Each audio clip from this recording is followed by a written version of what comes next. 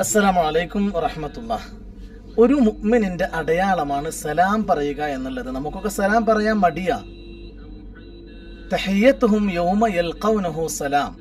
സ്വർഗവാസികൾ പരസ്പരം കണ്ടെത്തുന്ന സമയത്ത് പോലും പറയുന്നത് സലാമാണെന്നാണ് പരിശുദ്ധ ഖുർആൻ പറഞ്ഞത്. ആരാണ് ഈ സലാം തുടങ്ങിയത്? മഹാനായിരിക്കുന്ന ആദം നബി അലൈഹി സ്വലാമിനെ സൃഷ്ടിച്ചപ്പോ അല്ലാഹു തആല ആദം നബിയോട് പറഞ്ഞു അത്രേ, അവിടെ ഇരിക്കുന്ന ഒരു കൂട്ടം മലക്കുകളോട് പോയിട്ട് സലാം പറയാന്. ആദം നബി അലൈഹി സ്വലാം അവരോട് അസ്സലാമു അലൈക്കും എന്ന് പറഞ്ഞു. അവർ വഅലൈക്കും അസ്സലാം വറഹ്മത്തുള്ളാ എന്ന് മടക്കുകയും ചെയ്തു.